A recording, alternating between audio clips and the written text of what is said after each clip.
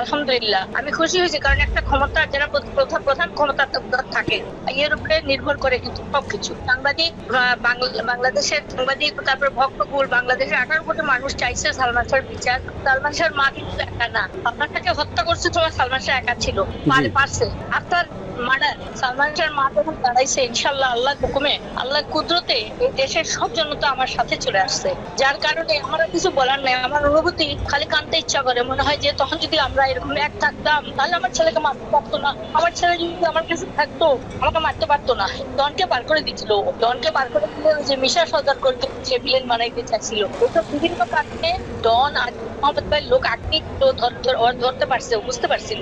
এটা কারণ আসছে এই সাপোর্ট বলো, মৌসুমী বলো, সবাই জানতো যে সালমানকে খুন করা হবে। এরা আসবে এরা অবশ্যই এসে যাবে। আমিরা বাবা এদেরকে ধরা দরকার। সালমানের মা লুসি, এটা হলো মেয়ে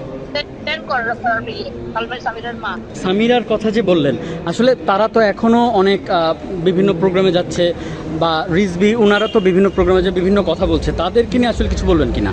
ওইটাই তো কথা, যারা আসামি একজন আসামি তো হয়ে যায়। আমি যদি আসামি হইতাম আমাকে গ্রেফতার করতো। আজকে সামিরা যদি মারা যায় তো নর্মাল ডে থাকতো, কারাগারে থাকতো, মিথ্যা বালমাট নানান জাতি কথা। এই যে মারা গেল, একটা ভালো এক্সাম্পল।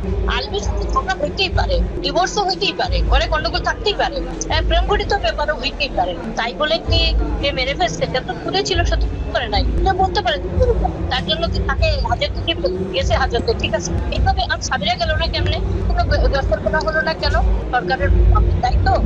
আপনার তো সরকার বড় না রে বাপ, যা সত্য তা সত্য। ডন নাকি বলছে যে সে হজে যাচ্ছিল ইয়েতে, ওই জন্য গেছিল এয়ারপোর্টে। আল্লাহ যে হজ কবুল করার আল্লাহ মালিকুল, আল্লাহ যেভাবে কবুল সেভাবেই কাজটা করে দিতেন আল্লাহ। আল্লাহর হুকুম ছাড়া তো এটা নাই।